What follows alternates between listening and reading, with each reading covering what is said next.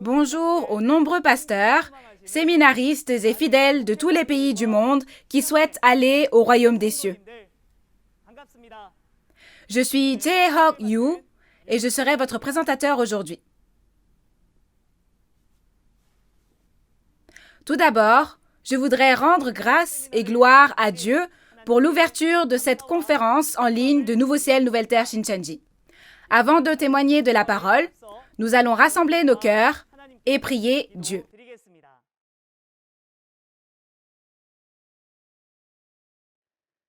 Dieu notre Père très saint, qui est plein d'amour et de grâce, nous vous remercions sincèrement de nous avoir permis de vivre dans l'amour de Dieu en nous donnant aujourd'hui une vie et un souffle précieux. En particulier, veuillez remplir d'une grande grâce et d'un grand amour les précieux enfants de la foi de Dieu qui sont venus à la conférence en ligne de Nouveau Ciel, Nouvelle Terre Shincheonji, témoignage sur les paraboles et la réalité des secrets du royaume des cieux aujourd'hui. C'est maintenant le temps où l'apocalypse de la nouvelle alliance promise par le sang de Jésus sera accompli.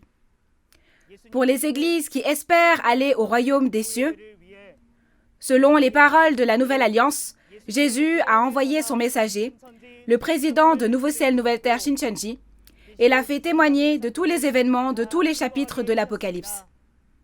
Ainsi, récemment, le président de Nouveau Ciel, Nouvelle Terre Shincheonji et les 12 chefs de tribu, qui ont été scellés par le président, ont donné le témoignage sur la prophétie et l'accomplissement de l'Apocalypse au monde entier. En conséquence, de nombreux pasteurs du monde entier ont signé un protocole d'entente avec Nouveau Ciel, Nouvelle Terre Shincheonji pour devenir un. Que Dieu soit glorifié. Maintenant, les instructeurs du centre qui ont été instruits à travers les 12 chefs de tribu témoignent clairement des paroles du niveau introduction de la théologie révélée, des paraboles et de la réalité des secrets du royaume des cieux. Donc ce que nous voulons désespérément, s'il vous plaît, c'est que vous ouvriez les yeux et les oreilles de tous les membres de la famille de la foi qui reçoivent ce témoignage aujourd'hui à la Bible, que vous leur permettiez de réaliser et que vous les ameniez à entrer dans la Bible et à devenir un avec Dieu, Jésus et la vérité. Permettez-leur d'avoir une telle foi. Veuillez contrôler la bouche de l'instructeur qui témoignera et être avec nous du début à la fin, afin que ce soit un temps précieux, débordant de grâce et de gratitude, à la fois pour celui qui prêche et pour ceux qui reçoivent. Nous avons donné toute gloire à Dieu et prié au nom de Jésus qui a expié nos péchés. Amen.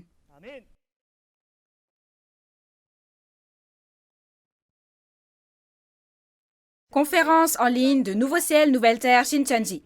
Témoignage sur les paraboles et la réalité des secrets du royaume des cieux. Aujourd'hui, dans la continuité de la dernière fois, nous allons vous parler de la leçon 2 sur les notions basiques de la Bible. À travers le témoignage de cette parole, j'espère que ce sera un temps précieux pour rendre gloire à Dieu en réalisant clairement par qui la Bible a été écrite, quel genre de livre c'est, et ce qui y est écrit, et pourquoi les croyants devraient pratiquer une foi basée sur la Bible. Maintenant, nous allons accueillir l'instructeur Young-Chol Park de la tribu de Pierre, qui témoignera de la parole de Dieu. Bonjour aux pasteurs, séminaristes et fidèles du monde entier qui souhaitent aller au royaume des cieux et obtenir la vie éternelle. Je suis Young-Chol Park, un instructeur du centre, et je me tiens ici aujourd'hui après avoir appris la parole révélée du chef de la tribu de Pierre, un des 12 chefs de tribu de Nouveau Ciel, Nouvelle Terre Shincheonji. Notre chef de tribu a appris les paroles de la théologie révélée du président de Nouveau Ciel, Nouvelle Terre Shincheonji, Man Hee-lee, et nous a tout témoigné. Je témoignerai aussi, sans ajouter ni retrancher, à ce que j'ai vu et entendu. Vous assistez actuellement à la conférence en ligne de Nouveau Ciel, Nouvelle Terre Shincheonji, témoignage sur les paraboles et la réalité des secrets du royaume des cieux. Les paroles que vous apprendrez avec moi aujourd'hui porteront sur la leçon numéro 2, les notions basiques de la Bible. Toutes les personnes présentes aujourd'hui ont une Bible, n'est-ce pas? Comment est-ce lorsque vous lisez la Bible? C'est très difficile à comprendre, n'est-ce pas? C'est le livre le plus lu, mais on dit aussi que c'est le livre le plus difficile au monde. Mais ne vous inquiétez pas trop. Si vous apprenez ces notions basiques de la Bible avec moi aujourd'hui, vous pourrez comprendre la Bible et les personnes autour de vous vous diront « Waouh, tu es vraiment devenu incollable sur la Bible !» Vous entendrez ce genre de choses. Alors, ouvrez grand vos yeux, vos oreilles et également votre cœur, et que ce soit un temps au cours duquel vous réalisiez cette précieuse parole. Nous allons d'abord voir le contenu de la référence principale concernant la parole que nous allons apprendre aujourd'hui. Lisons la parole de 1 Jean 5,13. « Je vous ai écrit ces choses afin que vous sachiez que vous avez la vie éternelle, vous qui croyez au nom du Fils de Dieu. » Dans 1 Jean 5, verset 13, il est dit que la raison pour laquelle l'apôtre Jean nous a donné la Bible est pour que nous puissions savoir qu'il y a la vie éternelle. Ainsi, ceux qui connaissent bien la Bible peuvent parler et témoigner de la Bible, c'est-à-dire de cette vie éternelle. Il y a 8 notions basiques dans la Bible que nous allons apprendre ensemble aujourd'hui. Laissez-moi vous parler de cela d'abord. Premièrement, la Bible est le livre de la promesse. Le livre de la promesse signifie que c'est une promesse sous forme de texte, de document. La Bible que nous regardons est un livre et un texte, n'est-ce pas? Ainsi, on peut dire que c'est le livre de la promesse dans lequel des promesses sont écrites. Et deuxièmement, nous apprendrons le fait que la Bible est la parole écrite par Dieu, l'écriture de Dieu. Si c'est l'écriture de Dieu, ce n'est pas écrit par les hommes. Un livre écrit et donné par Dieu est l'écriture de Dieu. Et troisièmement, nous diviserons la Bible selon son contenu. Quels sont les différents contenus de la Bible? Et comment peut-on reconnaître ces contenus? Nous allons découvrir cela. Quatrièmement, nous verrons que la Bible est une histoire de guerre. Dans la Bible, ceux qui appartiennent à qui et qui vont émerger et se battre et se faire la guerre. Et quel genre de guerre se déroulera? Et à qui appartenons-nous en menant cette guerre? Connaître de telles choses fait référence à la 4e notion basique de la Bible. Et cinquièmement, nous examinerons l'importance de la prophétie et de son accomplissement. Nous regarderons qu'est-ce que la prophétie et qu'est-ce que l'accomplissement, et nous verrons combien nous en avons besoin dans notre vie de foi. Sixièmement, nous verrons les 7 périodes qui composent le flux de l'histoire biblique. Il y a plusieurs périodes dans la Bible, mais de quelle période s'agit-il aujourd'hui? Nous vérifierons cela. Septièmement, nous verrons le processus de l'accomplissement des prophéties. Ce que l'on appelle processus fait référence à l'ordre. Les prophéties ne s'accomplissent pas juste comme ça. Elles s'accomplissent dans l'ordre, donc nous vérifierons cela. Et enfin, nous verrons le but dans lequel Dieu a écrit la Bible en 8e point. Nous pourrons voir que le but de la rédaction de la Bible est de nous sauver et de nous donner la vie éternelle, et non la mort due au péché. De cette façon, nous allons maintenant voir ces 8 points qui sont les 8 notions basiques de la Bible. Vous êtes impatient de commencer? Alors, je vais vous les expliquer point par point. Voici la première notion basique de la Bible. La Bible est le livre de la promesse. C'est le texte de la promesse. Il doit y avoir un sujet si on fait une promesse, n'est-ce pas? Oui. La Bible est une promesse qui a été faite avec qui? Dans la Bible, ces personnes avec qui on a fait une promesse sont appelées le peuple élu. La Bible est la parole adressée au peuple élu. Ce peuple élu est ce que nous pouvons lire dans Psaume 89, verset 3. Le peuple qui a été choisi et qui a fait une alliance s'appelait le peuple élu. Et les expressions faisant référence à ce peuple élu ne sont pas juste le peuple élu, mais il existe diverses expressions dans la Bible qui décrivent le peuple élu. Quelles expressions y a-t-il? De manière représentative, le peuple élu est exprimé en termes d'Israël, de Juda, de Jérusalem ou de Sion. Ainsi, lorsque nous lisons la Bible et voyons ces expressions, nous devons savoir que Ah, on est en train de parler du peuple élu. Et puisque cette Bible est une promesse écrite, essayons de sectionner la Bible. Si nous divisons la Bible selon cette promesse même, nous pouvons la diviser en deux promesses. Quelles promesses pouvons-nous distinguer? D'abord, il y a l'Ancien Testament, puis il y a le Nouveau Testament.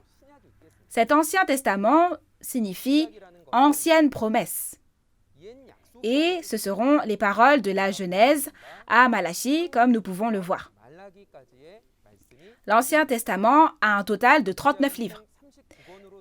Cette promesse écrite est l'Ancien Testament.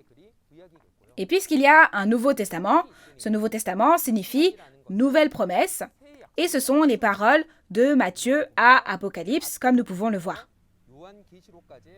Il s'agit au total de 27 livres. Donc, si vous regardez toute la Bible, il y a 66 livres au total. 1189 chapitres et 31 101 versets, et c'est la parole de la promesse. De cette façon, la Bible peut être considérée comme le livre de la promesse. Maintenant, regardons chacune de ces promesses une par une. D'abord, l'Ancien Testament. Alors, cet Ancien Testament est une promesse faite avec qui? Regardons d'abord le sujet, les personnes concernées par cette promesse. Les personnes concernées étaient Dieu et l'Israël physique. Ici, le mot « physique » dans Israël physique signifie qu'ils sont le peuple élu qui est né physiquement par le sang, qui est de la même lignée. Par exemple, nous appelons les descendants d'Abraham les Juifs, n'est-ce pas? Ils étaient précisément le peuple élu de l'Ancien Testament. Le contenu de la promesse de Dieu à ce peuple élu se trouve dans Exode 19, versets 5 à 6. Dieu leur a dit à travers Moïse que s'ils gardaient bien l'alliance, s'ils la respectaient bien, il deviendrait pour lui un royaume de prêtres et une nation sainte.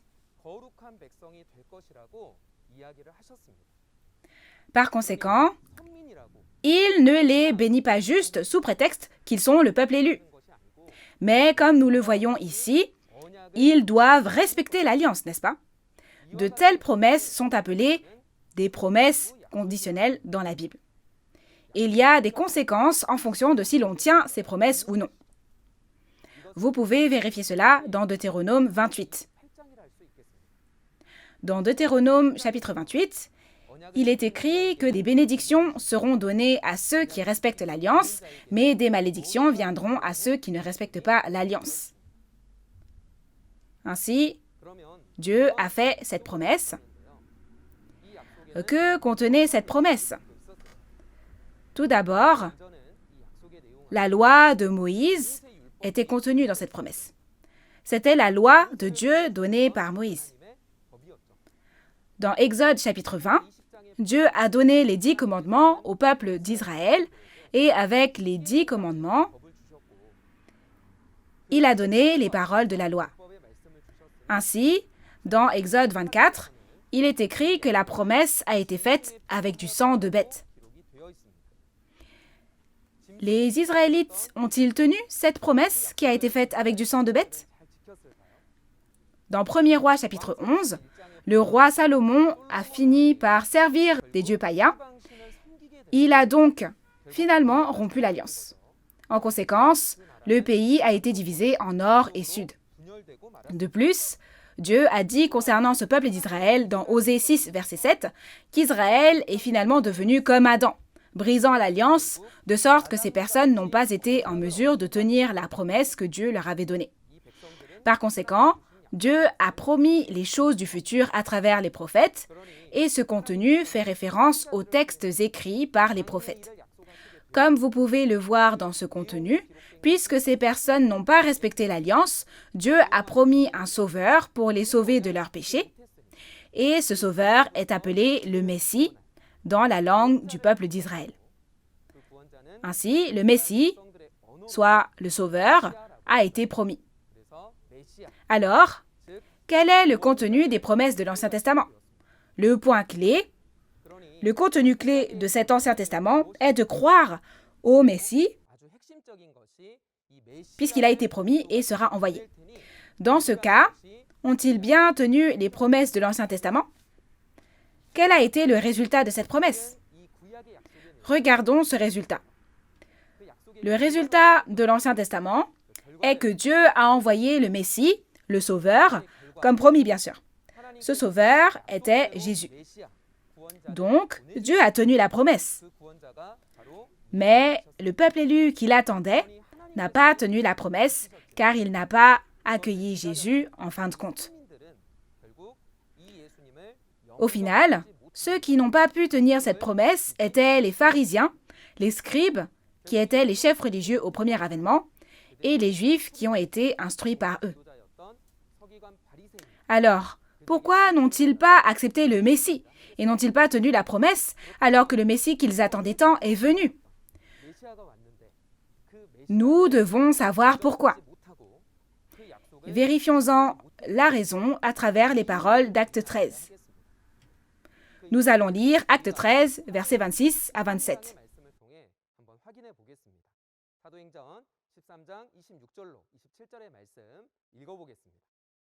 Mes frères, vous qui êtes les descendants d'Abraham, et vous qui craignez Dieu et qui êtes présents parmi nous, c'est à nous que Dieu a envoyé cette parole de salut. En effet, les habitants de Jérusalem et leurs chefs n'ont compris ni qui était Jésus, ni les paroles des prophètes qui sont lues chaque jour de sabbat. Et voici qu'en condamnant Jésus, ils ont accompli ces prophéties. Dans Acte 13, la raison pour laquelle ils n'ont pas tenu cette promesse est bien expliquée. La raison en est qu'ils ne connaissaient pas les paroles de Jésus ni des prophètes, alors ils ont finalement tué Jésus. Jésus était l'accomplissement de la réalité qui est venue comme promis dans l'Ancien Testament, et comme les paroles des prophètes sont des prophéties écrites en tant que paroles de promesse, ils n'ont pas pu tenir la promesse parce qu'ils ne connaissaient pas les prophéties ni leur accomplissement. Aujourd'hui, nous devons nous aussi réaliser ces prophéties qui sont devant nous et leur réalité qui s'est accomplie afin que nous puissions devenir des enfants qui tiennent la promesse. Puisqu'ils n'ont pas réussi à respecter l'Ancien Testament comme ceci, une nouvelle promesse a commencé et c'est le Nouveau Testament.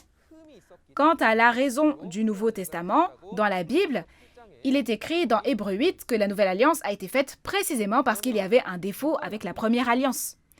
Alors, avec qui cette promesse a-t-elle été faite? Dieu a dit qui était concerné par cette promesse, et cette promesse a été faite entre Jésus et l'Israël spirituel. Il y a le mot spirituel ici. À la différence du peuple élu de l'Ancien Testament, ceux dont l'esprit appartient à Dieu sont le nouveau peuple élu, l'Israël spirituel. Nous les appelons les chrétiens. Qui sont-ils? C'est vous et moi, n'est-ce pas?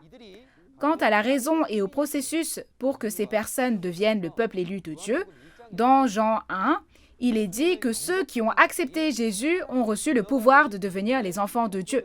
Ils seront donc le nouveau peuple élu. Quel genre de promesse a été faite avec eux? Cette promesse est d'abord la loi de la liberté. Contrairement à la loi de Moïse, cette loi de la liberté est la loi qui régit non seulement les actions du corps, mais aussi le cœur et l'esprit, l'état d'esprit. Les paroles de Matthieu 5, 6 et 7 en sont un exemple représentatif.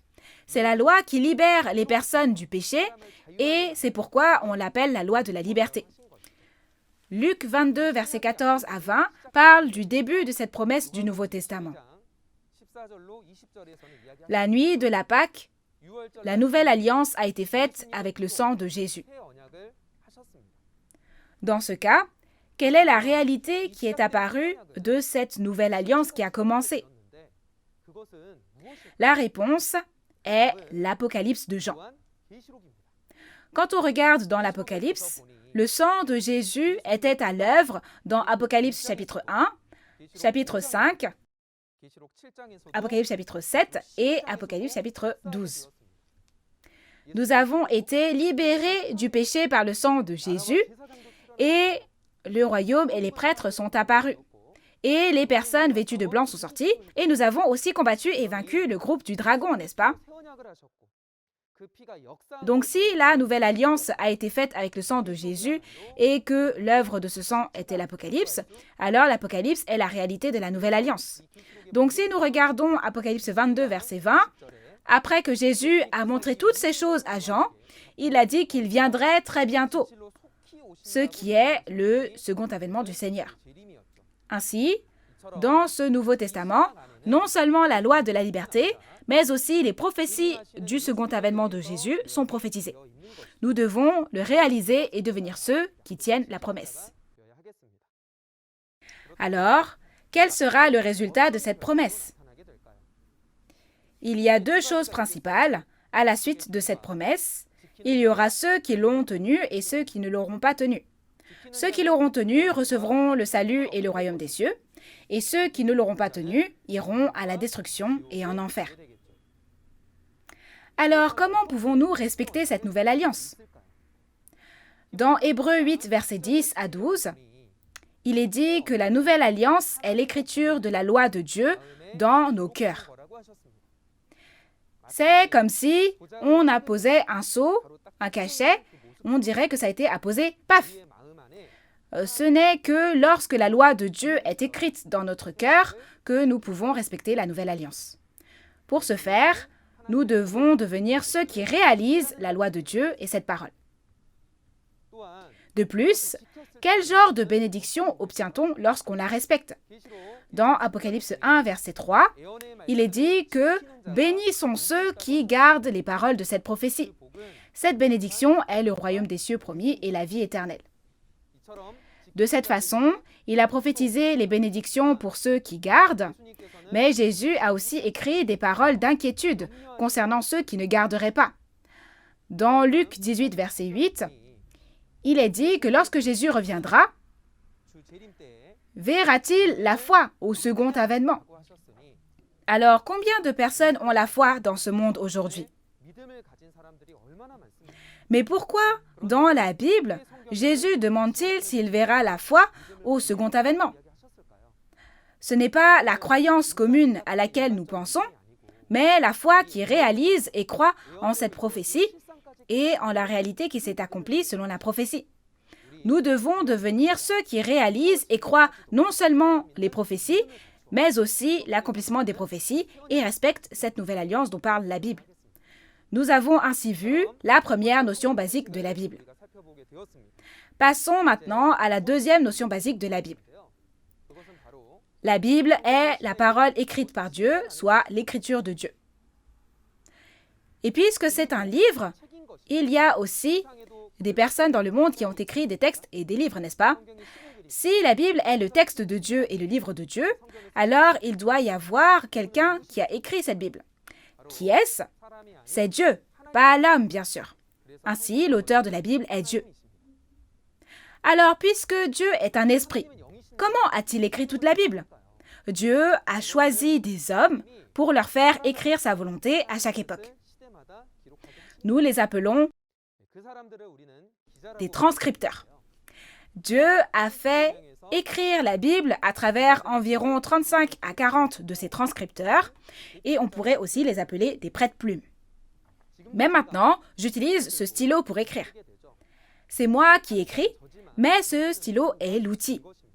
De cette façon, Dieu est l'auteur et a écrit la Bible en utilisant les prophètes de chaque époque et les disciples du Seigneur comme prête-plume, comme outil. Si c'est le cas, alors comment la Bible a-t-elle été écrite? Par l'inspiration du Saint-Esprit.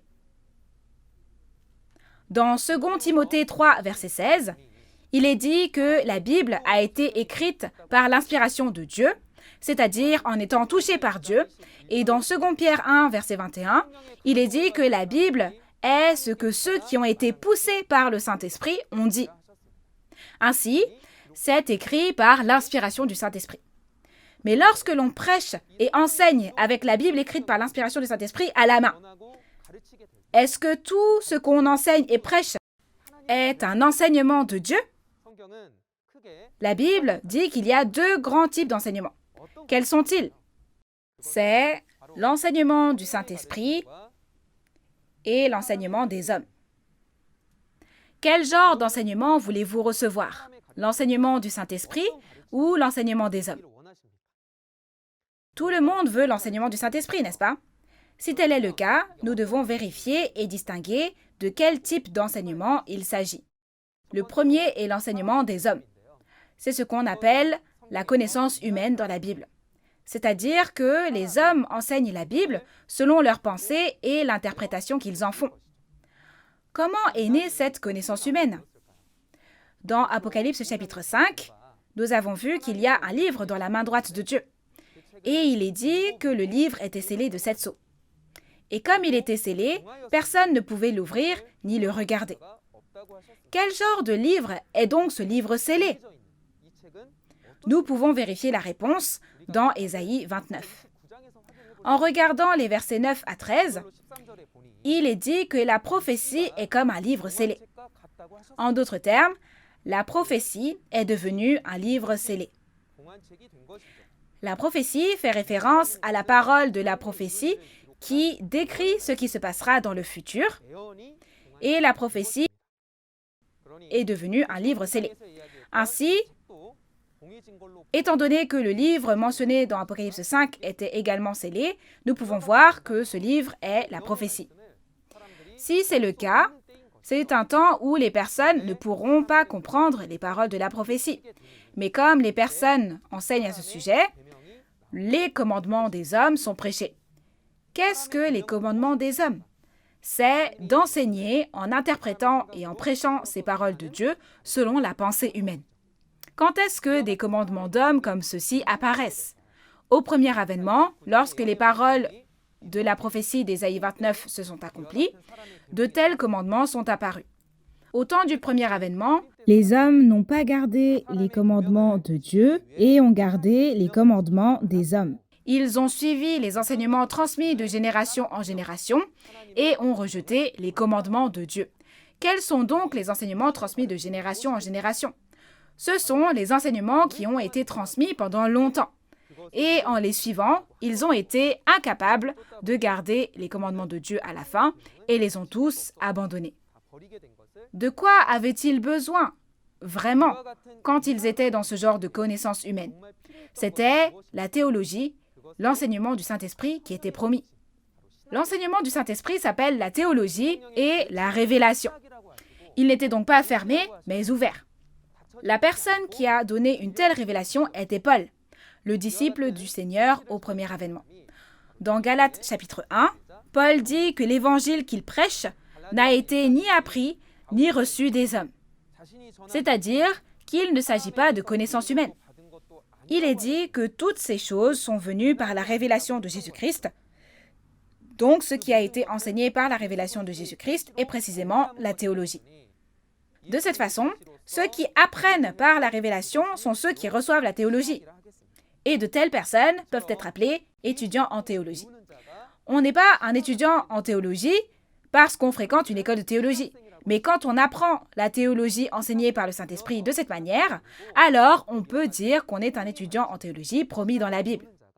Si oui, comment cette théologie en vient-elle à être témoignée? Dans 1 Corinthiens 2, il est dit que le Saint-Esprit maîtrise même les choses profondes de Dieu et qu'il nous révèle même les secrets. Alors, ce qui a été écrit par le Saint-Esprit doit être enseigné par le Saint-Esprit, afin que nous puissions tout connaître et réaliser, même les secrets, n'est-ce pas?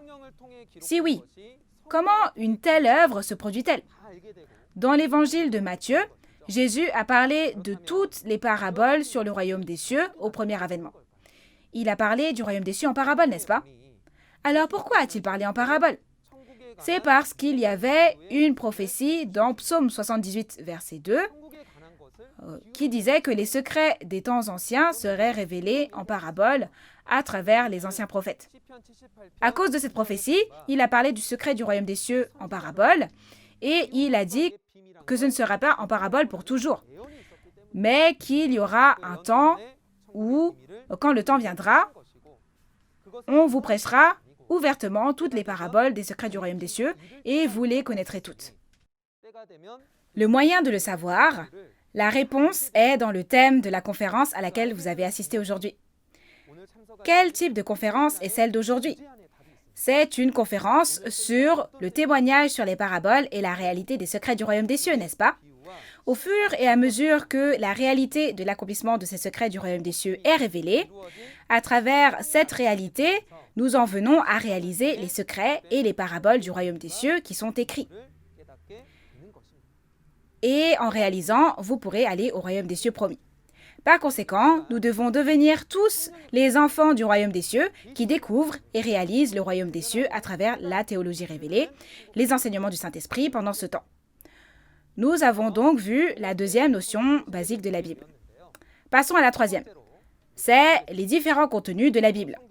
Si nous divisons la Bible par contenu, elle peut être divisée en plusieurs grandes catégories. Et quelles sont-elles? Elles sont au nombre de 4. On peut dire que c'est l'histoire, l'instruction, la prophétie et l'accomplissement. Alors, comment regarder ce contenu historique? L'histoire parle des événements du passé. Elle doit être vue comme un miroir et un avertissement. En parlant de l'histoire de Moïse dans 1 Corinthiens 10, au verset 11, Paul nous a dit, à nous qui sommes parvenus à la fin des siècles, que nous devrions les prendre comme un miroir et un avertissement. Un miroir est un outil pour se refléter, n'est-ce pas? Lorsque vous vous regardez dans le miroir, vous vous voyez. De cette façon, l'histoire passée de la Bible est comme un miroir qui reflète notre foi. Il faut la prendre comme un avertissement en la regardant. C'est le but pour lequel l'histoire nous est donnée.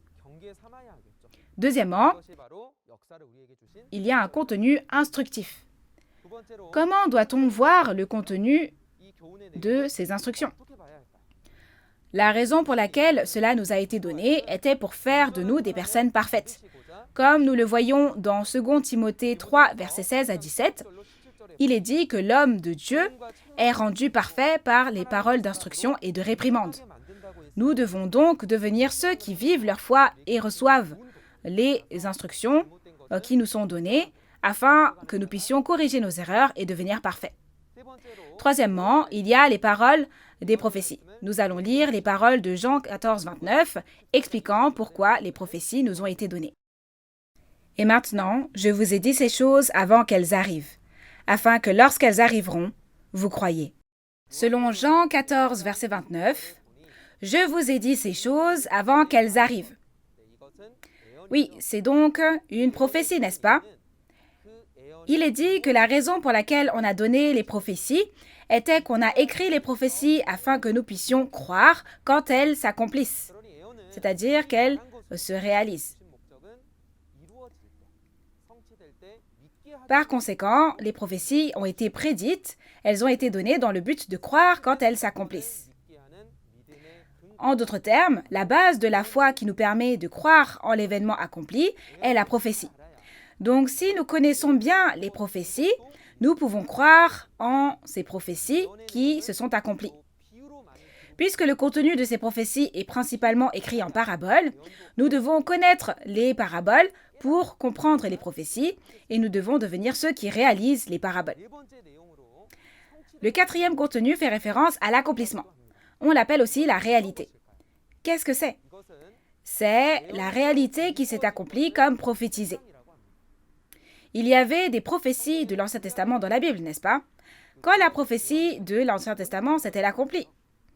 Elle s'est accomplie au premier avènement de Jésus, donc la prophétie a été accomplie à travers Jésus au premier avènement. Qu'est-ce qui apparaît à ce moment-là? Oui, la réalité est apparue, n'est-ce pas? C'est pourquoi Jésus a dit dans Jean 19, 30 que tout est accompli. Il a accompli toutes les paroles des prophéties de l'Ancien Testament. De cette façon, la prophétie du Nouveau Testament s'accomplira également. Et le temps venu, la réalité apparaîtra. Quand les prophéties du Nouveau Testament se réaliseront-elles? Tout sera accompli par Jésus au temps du second avènement. Ainsi, dans la Bible, Apocalypse 21, verset 6, dit aussi que cela a été accompli à nouveau, n'est-ce pas? Nous devons savoir que là où il y a des prophéties comme celle-ci, la réalité qui s'accomplit selon les prophéties apparaîtra. Et nous devons devenir des croyants en réalisant la réalité qui s'est accomplie à travers les prophéties. Ainsi, à travers la troisième notion basique de la Bible, nous avons différencié les contenus de la Bible et vu comment nous devrions distinguer ces contenus. Maintenant, lorsque nous lisons la Bible, nous pourrons bien distinguer clairement, n'est-ce pas? Oui, je crois que nous pourrons faire comme ça.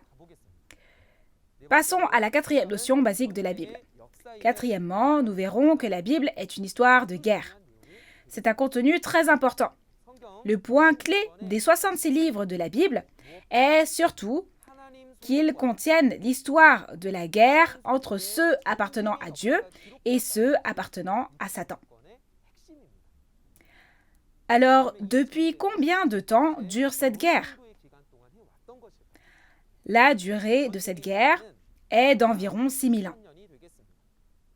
Depuis l'époque d'Adam jusqu'à l'accomplissement de l'Apocalypse, aujourd'hui, dans la Bible, l'histoire de la guerre a continué. Nous pouvons essayer de différencier les différents types de guerres. Il y a la guerre physique et la guerre spirituelle. Dans l'Ancien Testament, c'est principalement la guerre physique. Mais dans le Nouveau Testament et dans les paroles prophétiques, on parle de la guerre spirituelle. Aujourd'hui, il y a une guerre spirituelle. Ainsi, si nous regardons de plus près cette guerre, comme vous pouvez le voir, cette guerre elle-même est une bataille entre deux appartenances. Et c'est une bataille entre Dieu et Satan. Une guerre. Et qui combattra dans cette bataille, dans cette guerre? Ce sont précisément les esprits et les chairs appartenant à Dieu et les esprits et les chairs appartenant à Satan. Pourquoi font-ils la guerre? Du point de vue de Dieu, la guerre est menée pour récupérer et restaurer tout ce qui a été perdu. Cela a commencé avec Adam, mais l'alliance n'a pas été respectée, donc c'était comme l'abandonner. Et en plus de cela, ils ont péché encore, et du point de vue de Dieu, toute la création lui a été enlevée et a été perdue. Et de l'autre côté, Satan le diable a trompé et menti pour s'approprier le monde entier.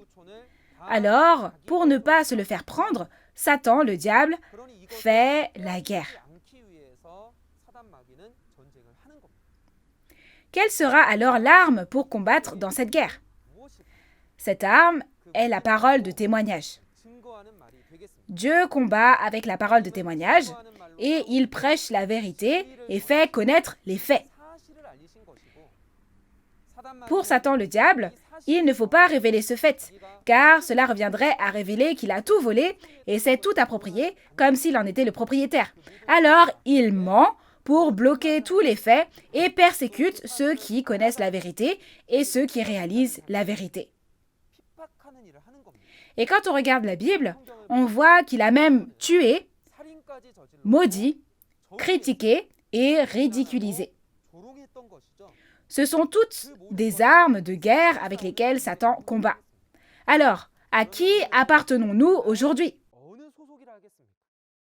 Ceux qui appartiennent à Dieu, ce sont ceux qui prêchent la vérité à travers les paroles de témoignage de Dieu plus que toute autre parole. Mais au contraire, ceux qui persécutent, bloquent, mentent et critiquent la prédication de la parole de Dieu appartiennent à Satan. Par conséquent, nous devons réaliser cette appartenance et devenir tous ceux qui appartiennent à Dieu. Nous avons vu l'histoire de la guerre. Ces choses, ce sont des choses que nous devons vérifier dans la Bible et que nous pouvons vérifier dans la Bible. Cette guerre spirituelle a lieu dans Apocalypse 12. Comme nous le voyons dans Apocalypse 12, versets 7 à 11, Michel et ses anges se battent contre le dragon et ses messagers. Ce sont des esprits, n'est-ce pas? Oui, c'est une guerre d'esprits, c'est un combat d'esprits. Cependant, il y a aussi l'enfant et ses frères à cet endroit, et il est dit qu'ils se battent contre le groupe du dragon. Donc, ils sont la chair. La guerre en esprit et en chair se déroule dans l'Apocalypse, où les esprits se battent contre les esprits et les chairs se battent contre les chairs. En ce temps-là, il a été dit que cet enfant et ses frères ont combattu et ont vaincu avec le sang de l'agneau et la parole de témoignage. Donc, l'arme qu'ils ont utilisée est le sang du Seigneur et la parole de témoignage. Ainsi, dans l'Apocalypse, il y a encore une guerre spirituelle jusqu'à la fin, et le résultat de cette guerre est que l'esprit et la chair appartenant à Dieu seront victorieux. C'est pourquoi, à la suite de cette guerre, Satan sera capturé et prendra fin, et Dieu atteindra le règne éternel par la victoire. Ayant vu ainsi l'histoire de la guerre, nous devons appartenir à Dieu et devenir vainqueurs ensemble à tout prix. Regardons la notion basique de la Bible suivante. Cinquièmement, nous regarderons l'importance de la prophétie et de la réalité. Il y a une parole qui nous permet de bien comprendre cela. C'est que les prophéties de la Bible s'accomplissent forcément et deviennent réalité. La prophétie s'accomplit et elle apparaît dans la réalité. Il y a des paroles écrites dans la Bible pour nous le faire savoir. C'est précisément l'alpha et l'oméga dont parle la Bible. Alpha, étant la première lettre de l'alphabet grec, signifie le premier et le commencement. Et oméga, étant la dernière lettre de l'alphabet grec, signifie le dernier et la fin. Ainsi, quand Dieu commence toute chose, il commence toujours le travail en prophétisant, et c'est l'alpha, n'est-ce pas? Et en accomplissant cette prophétie, il y met fin, donc oméga devient la réalité de l'accomplissement. De telles expressions ne se trouvent que dans l'Apocalypse. C'est parce que l'Apocalypse se termine par la restauration et l'achèvement de tout le travail que Dieu a commencé. De plus, il est écrit qu'on ne doit jamais ajouter ni retrancher à la prophétie elle-même écrite de cette manière. Quelle en est la raison? Dieu accomplira les prophéties telles qu'elles sont écrites. Mais si nous ajoutons ou retranchons à ces prophéties, ne devenons-nous pas des personnes qui ne sont pas en mesure de garder les prophéties? C'est pourquoi il a dit qu'il ne faut jamais ajouter ni retrancher aux paroles de la prophétie. Ainsi, les prophéties et l'accomplissement sont très importants pour nous. Ces prophéties et cette réalité se sont accomplies. Comme nous l'avons vu dans l'Ancien Testament, Abraham et Dieu ont fait une alliance. Cette alliance s'est accomplie à l'époque de Moïse et des événements sont apparus, n'est-ce pas? Cette alliance avec Abraham a été faite avec Abraham, comme on le voit dans Genèse 15, versets 13 à 14. Et cette alliance a été accomplie à l'époque de Moïse. Elle a donc été accomplie à travers Exode chapitre 12. De cette façon, la prophétie s'était accomplie.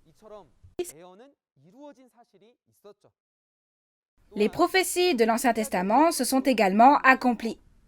Les prophéties de l'Ancien Testament se sont accomplies au temps du premier avènement et la réalité a été révélée par l'accomplissement.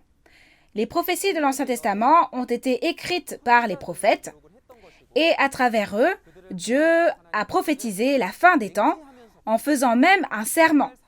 Et toutes ces prophéties ont été accomplies par Jésus au premier avènement.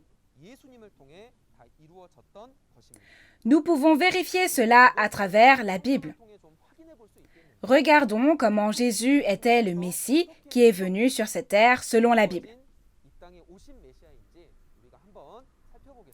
Regardons quelques exemples de prophéties de l'Ancien Testament et leur accomplissement. Il y avait des prophéties dans la Bible sur le Messie, le Sauveur. Alors, regardons-en quelques-unes. Premièrement, dans Ésaïe 7, verset 14, il a été prophétisé que le Messie naîtrait d'une vierge. C'était la prophétie prononcée environ 700 ans avant la naissance de Jésus, avant la venue de Jésus. Les paroles de cette prophétie se sont accomplies au premier avènement de Jésus, donc Jésus, le Messie, est vraiment né d'une vierge comme on le voit dans Matthieu 1. La vierge était Marie et Jésus, né de lui, était le Sauveur. De plus, selon Michée 5, verset 2, il s'agit d'une prophétie environ 500 ans avant la venue du Messie. Il a été prophétisé que le Messie naîtrait à Bethléem. Comme nous l'avons vu dans Luc 2, selon cette prophétie, Jésus est né à Bethléem. De cette façon, même si la Bible a prophétisé il y a des centaines d'années, cela s'accomplira forcément quand le temps sera venu. De plus, en regardant Ésaïe 9, versets 1 à 2, il a été prophétisé que le Messie œuvrerait en Galilée et l'œuvre de prêcher l'évangile en Galilée, comme on le voit dans Matthieu chapitre 4, a été accomplie.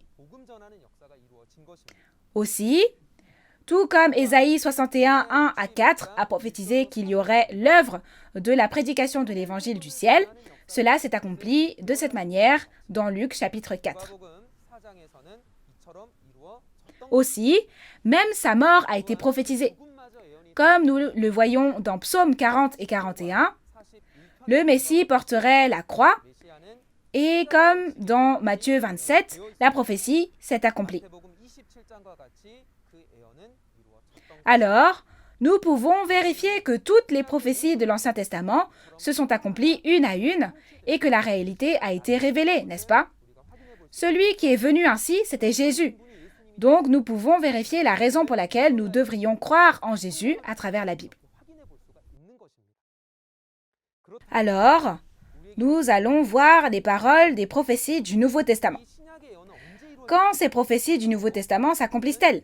Ces choses s'accompliront au second avènement, se manifesteront dans la réalité et finalement, tout s'accomplira. Les prophéties du Nouveau Testament ont été promises par Jésus à travers ses disciples. Comme nous l'avons vu dans Matthieu 24 et Jean 14, 29, la parole de Dieu s'accomplira certainement. Et il est dit que la raison pour laquelle cette parole nous a été donnée est pour que nous puissions croire quand elle s'accomplit. De cette façon, toutes les prophéties écrites par les disciples seront accomplies au second avènement et finiront par toutes s'accomplir, comme nous l'avons vu dans Apocalypse 21, verset 6. Qui apparaîtra à ce moment-là? Ce ne sont pas les personnes qui ont écrit ces prophéties qui réapparaîtront, mais c'est le pasteur promis de Dieu qui accomplit la parole écrite de la promesse. Ce pasteur devient le messager envoyé par le Seigneur aux églises, et comme il a vu et entendu tous les événements de l'Apocalypse en étant sur place, il témoigne de toute la parole des promesses qu'il a vues et entendues. En ce temps-là, nous pouvons connaître toutes les prophéties et la parole promise écrite, ainsi que les paroles écrites en parabole. Alors, de quel genre de foi avez-vous vraiment besoin en ce temps-là? La vraie foi requise en ce temps est celle qui réalise et croit aux prophéties et même à l'accomplissement des prophéties. Si vous ne croyez qu'aux prophéties, c'est croire à moitié. Cependant, croire aux prophéties et à la réalité qui s'est accomplie selon les prophéties, c'est croire à 100%. C'est avoir une foi complète, n'est-ce pas? Nous ne devons pas manquer de foi, mais nous devons devenir des personnes qui ont une foi complète. De plus, dans la Bible, il est dit que cette parole est le chemin. Parce que cette parole promise qui nous a été ouverte est le chemin, si nous suivons cette parole et marchons, nous trouverons le pasteur promis de Dieu selon ce qui est écrit dans la Bible au bout de ce chemin. Ayant reconnu l'importance de la prophétie et de la réalité de cette manière, nous devons devenir coûte que coûte ceux qui réalisent les prophéties et leur réalité. Maintenant, sixièmement, nous allons regarder de plus près la parole afin de distinguer les 7 différentes périodes dans la Bible. Comment différencier ces périodes? Et pourquoi est-il important de distinguer les périodes? Comme nous l'avons vu dans Luc 12, Jésus a dit aux croyants de cette époque, « Vous savez discerner l'aspect de la terre et du ciel. Comment ne discernez-vous pas ce temps-ci » Et il a demandé, « Pourquoi ne discernez-vous pas de vous-même ce qui est juste ?» Puis il leur a dit qu'ils étaient des hypocrites. De même, si l'on ne peut pas distinguer, on est un hypocrite. Il faut donc savoir distinguer les périodes. Alors, combien d'époques y a-t-il dans la Bible? Tout d'abord, il y a la période de la création. Dans cette période de création, Dieu a choisi le premier homme, Adam, et Dieu a fait de lui un esprit vivant. Cependant, Adam n'a pas gardé l'alliance et a été chassé du jardin d'Éden. Et comme Dieu l'a dit, son esprit et sa chair sont finalement morts en mangeant le fruit du bien et du mal. De plus, Parce que les descendants d'Adam qui ont péché n'ont pas tenu la parole de la promesse, non plus. Dieu a choisi Noé, le 9e descendant d'Adam, lui a fait construire une arche et a annoncé que le jugement par le déluge viendrait sur le monde qui avait péché. Cependant, jusqu'à la fin, ils n'ont pas écouté la voix de Noé et ils ont fini par être jugés par le déluge. Après cela, sont aussi écrites les histoires d'Abraham, d'Isaac et de Jacob, descendants de Noé. Toute cette période est appelée la période de la création. Après cela, Dieu est venu à Moïse, le 6e descendant d'Abraham, selon l'alliance faite avec Abraham, et selon cette alliance, il a fait sortir les Israélites d'Égypte. Puis, Dieu a donné la loi à Moïse. Ce sont les commandements, n'est-ce pas? Cette période sera appelée la période de l'Exode et de la loi. La période de l'Exode et de la loi a duré jusqu'au temps de l'œuvre de Josué à Sichem. Ensuite, les Israélites qui sont entrés dans le pays de Canaan devaient respecter l'alliance. Chaque fois qu'ils ne respectaient pas l'alliance, ils étaient envahis par les païens, et à ce moment-là, Dieu envoyait des juges pour les sauver. C'est la période des juges. Par la suite, des rois furent établis dans le royaume d'Israël à la demande du peuple d'Israël. Ils s'appelleront Saül, David et Salomon. Cependant, au temps de Salomon, le roi d'Israël, n'ayant pas gardé la loi de Dieu, Israël a été divisé entre le nord et le sud, et résultat, l'alliance n'a pas été respectée. Cette période est la période des rois. Et après cela, Dieu a fait écrire ce qui arrivera dans le futur par des prophètes. Ceci est la période des prophètes. Après cela, vient la période où ces événements du futur écrits par les prophètes se sont accomplis, où la promesse de l'Ancien Testament s'est accomplie et où le Messie de cette ère est venu selon cette promesse. Ce Messie était Jésus. Jésus et Dieu étaient ensemble. C'est la période de l'évangile du ciel qui a informé du fait que les prophéties de l'Ancien Testament se sont accomplies et a annoncé les événements du second avènement lorsque Jésus revient sur cette terre après son départ. Durant cette période de l'évangile du ciel, étant donné que les disciples du Seigneur et de nombreux pasteurs ont prêché le même message, cette période est la période de l'évangile du ciel, n'est-ce pas? Et après cette période de l'évangile du ciel, comme nous l'avons vu dans Matthieu 24, verset 14, il est dit que l'évangile du royaume des cieux sera prêché dans le monde entier pour servir de témoignage à toutes les nations. Alors viendra la fin. Après que cette période où l'évangile du royaume des cieux est prêché au monde entier est passée, puisque le dernier jour du dernier témoignage est arrivé, la période qui suit sera appelée la période de la recréation et de la révélation. En ce temps-là, le pasteur promis qui a reçu la parole de la révélation apparaîtra et en témoignant de la parole de la révélation, toutes les personnes qui vivaient dans le monde d'avant seront recréées par cette parole de révélation, ce qui sera la période promise de recréation et de révélation. En ce temps-là, nous réaliserons toutes les paroles du dernier livre prophétique, l'Apocalypse, écrit dans la Bible, et nous naîtrons de nouveau avec cette parole. Cette période sera appelée la période de la recréation et de la révélation. Ainsi, nous avons distingué les 7 périodes de la Bible. À quelle époque vivez-vous aujourd'hui? Est-ce encore le temps de prêcher l'Évangile et de le répandre dans le monde entier? Ce n'est pas ça. Nous devons réaliser qu'aujourd'hui, c'est la période promise de la recréation et de la révélation. Nous allons découvrir la 7e notion de base de la Bible, qui est le processus d'accomplissement des prophéties. Comment ce processus est-il promis dans la Bible? Il est promis que cela s'accomplit dans l'ordre de la trahison, de la destruction et du salut. Nous allons apprendre davantage sur ce que sont cette trahison, cette destruction et ce salut. Lisons 2 Thessaloniciens 2, versets 1 à 3. Pour ce qui concerne l'avènement de notre Seigneur Jésus-Christ et notre réunion avec lui, nous vous prions, frères, de ne pas vous laisser facilement ébranler dans votre bon sens, et de ne pas vous laisser troubler, soit par quelque inspiration, soit par quelque parole, ou par quelques lettres qu'on dirait venir de nous, comme si le jour du Seigneur était déjà là. Que personne ne vous séduise d'aucune manière, car il faut que l'apostasie soit arrivée auparavant, et qu'on ait vu paraître l'homme du péché, le fils de la perdition.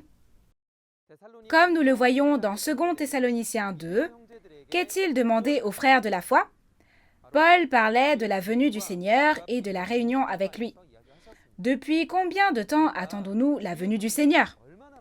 Mais cela ne s'accomplit pas juste comme cela, il y a un processus. Il est dit que la première chose qui s'accomplit est l'apostasie, la trahison. Puis apparaît le fils de la perdition, de la destruction. De quelle trahison parle-t-on? C'est le fait de désobéir à la parole de Dieu et de s'en détourner. Ceci est la trahison. Ensuite vient la destruction. Puis l'œuvre qui consiste à sauver ceux qui se font détruire et de les rassembler au milieu de la destruction s'accomplit. Et c'est l'œuvre du salut qui est promis. Et ce salut sera achevé par l'avènement de Jésus. Témoigner du second avènement du Seigneur selon l'ordre de la trahison, de la destruction et du salut, c'est l'enseignement approprié. Aussi, lorsque cette prophétie s'accomplira, au temps de la trahison, les traîtres apparaîtront. Lorsque la prophétie sur la destruction s'accomplira, les destructeurs apparaîtront. Et au milieu de cela, le Sauveur apparaîtra. L'enseignement correct à propos du second avènement du Seigneur ne se porte pas seulement sur les prophéties, mais aussi sur la réalité accomplie selon les prophéties. Maintenant, nous allons voir le 8e point des notions basiques de la Bible. C'est le but dans lequel Dieu a écrit la Bible. Ce n'est pas la mort par le péché, mais c'est pour nous donner le salut et la vie éternelle. La Bible a commencé avec le péché. La mort était le résultat de ce péché. Il est mentionné dans la Genèse. Comme le premier homme, Adam, n'a pas respecté son alliance avec Dieu et a mangé le fruit de l'arbre du bien et du mal, il est mort selon la parole de Dieu. Romains 6 dit que le salaire du péché est la mort, donc le résultat du péché est la mort. Mais n'est-ce pas le plan de Dieu de nous sauver de cette mort? C'est pourquoi Dieu a voulu que nous soyons sauvés et nous donner la vie éternelle. Selon 1 Timothée 2, verset 4, Dieu veut que tous les hommes soient sauvés et connaissent la vérité. De plus, puisque Dieu a promis cette œuvre consistant à recevoir le salut et à connaître la vérité à un temps promis, et comme nous l'avons vu dans Jean 6, 40, la volonté de Dieu est que ceux qui voient et croient en Jésus aient la vie éternelle. Et cela se fera au dernier jour. Ce dernier jour ne serait-il pas celui du second avènement du Seigneur? Par conséquent, la volonté de Dieu est aussi le salut et la vie éternelle. De plus, quel est l'espoir contenu dans cette Bible, dans laquelle la volonté de Dieu est écrite? C'était aussi le salut et la vie éternelle. Comme dans la parole que nous avons lue aujourd'hui, dans 1 Jean 5, 13, ce que l'on espère pour ceux qui croient au Fils de Dieu, c'est de leur faire savoir qu'ils ont la vie éternelle. Aussi, quel était l'espoir de tous les croyants? C'était aussi le salut et la vie éternelle. Selon Jean 5, 39, l'espoir de ces croyants qui sondaient les Écritures à cette époque était qu'en lisant la Bible, ils puissent obtenir la vie éternelle. Ainsi, si la Bible que nous avons devant nous est le récit concernant ce salut et cette vie éternelle que Dieu, la Bible et les croyants espéraient, nous devons devenir ceux qui n'en oublient pas le but. Aujourd'hui, nous avons appris les 8 notions basiques de la Bible. Maintenant, permettez-moi de vous donner la conclusion. Premièrement, tous les croyants qui espèrent le royaume des cieux doivent absolument pratiquer leur vie de foi en ayant la Bible comme standard. Les commandements des hommes, les pensées des hommes, les enseignements transmis de génération en génération par l'homme ne peuvent pas en être le standard. Deuxièmement, pour réaliser cette Bible, cette écriture de Dieu, il faut que Dieu qui l'a écrite nous la révèle à travers la théologie révélée par le Saint-Esprit lorsque le temps vient. En ce temps-là, puisque le pasteur promis, à travers qui le Saint-Esprit prêche la théologie promise révélée, apparaît, nous devons devenir des personnes qui réalisent cette théologie révélée. Puis troisièmement, nous devons prier pour que Dieu nous donne un cœur qui réalise. Aussi, nous devons coûte que coûte rencontrer Dieu à travers la Bible. Si nous regardons Jean 1, verset 1, il est dit que la parole au commencement était Dieu. Et puisqu'il y a la vie dans la parole, ceux qui rencontrent Dieu à travers la parole obtiendront la vie qu'elle donne. De cette façon, nous en sommes venus à voir cette parole. Cette parole des paraboles des secrets du royaume des cieux nous montre que nous devons connaître cela pour aller au royaume des cieux promis. Les paroles de ces paraboles peuvent être connues lorsque le temps vient, que la réalité apparaît et que l'on en témoigne ouvertement, n'est-ce pas? Nous devons tous réaliser ces paroles des paraboles des secrets du royaume des cieux que nous apprendrons à l'avenir. La prochaine fois, un instructeur plus talentueux que moi viendra témoigner de la parole. J'espère donc que ce sera un temps précieux auquel vous participerez et durant lequel vous réaliserez. Il y a quelque chose que nous devons garder à l'esprit et ne pas oublier. Nous sommes un en Dieu et en Jésus. We are one. Nous sommes un. C'est la fin de ce témoignage. Nous allons prier. Dieu, notre Père, envers qui nous sommes reconnaissants, nous vous remercions d'avoir permis encore aujourd'hui que nous puissions organiser la conférence sur le témoignage sur les paraboles et la réalité des secrets du royaume des cieux par la grâce de Dieu. Et merci d'avoir guidé vos nombreux enfants qui aiment Dieu. Père, s'il vous plaît, régnez sur le cœur de tous les esprits présents. Aujourd'hui, nous avons médité sur la parole de la leçon introduction numéro 2 concernant les notions basiques de la Bible. Aidez-nous à réaliser la Bible plus profondément grâce aux 8 notions basiques de la Bible que nous avons apprises aujourd'hui. Aussi, aidez-nous à réaliser les paroles des paraboles promises dans la Bible afin que tous les esprits soient conduits au royaume des cieux grâce à la réalisation. Veuillez régner sur le cœur de chaque personne et les protéger physiquement et spirituellement afin que nous puissions avoir un temps précieux la prochaine fois. Je prie tout cela au nom de Jésus. Amen. Merci d'avoir écouté jusqu'au bout.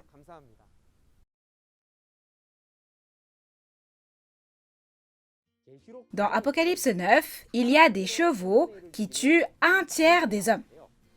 La tête de ces chevaux se trouve sur leur queue.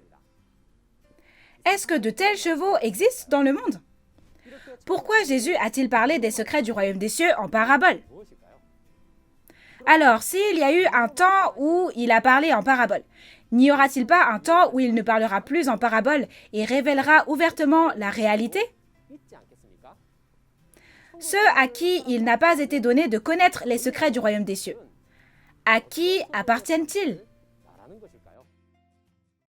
Aujourd'hui, au cours de la conférence en ligne de Nouveau Ciel, Nouvelle Terre Shincheonji sur le témoignage sur les paraboles et la réalité des secrets du royaume des cieux, nous avons partagé sur la leçon numéro 2 sur les notions basiques de la Bible.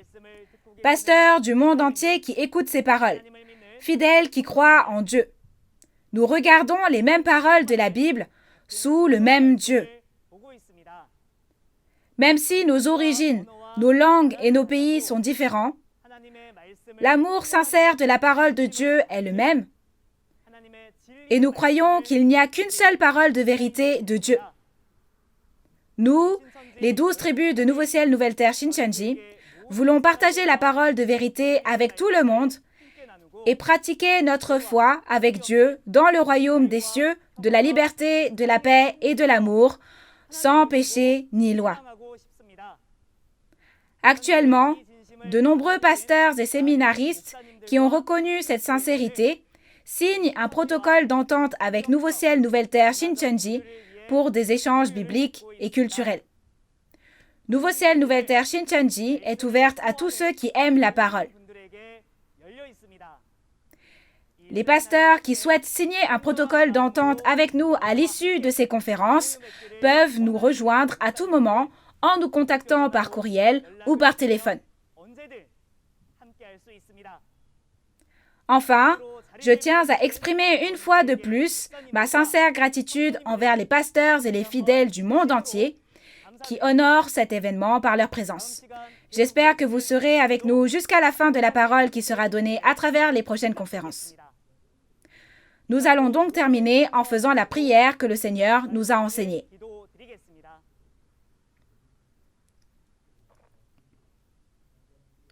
Notre Père qui es aux cieux, que ton nom soit sanctifié, que ton règne vienne, que ta volonté soit faite sur la terre comme au ciel. Donne-nous aujourd'hui notre pain de ce jour. Pardonne-nous nos offenses, comme nous pardonnons aussi à ceux qui nous ont offensés. Et ne nous laisse pas entrer en tentation, mais délivre-nous du mal. Car c'est à toi qu'appartiennent le règne, la puissance et la gloire pour les siècles des siècles. Amen.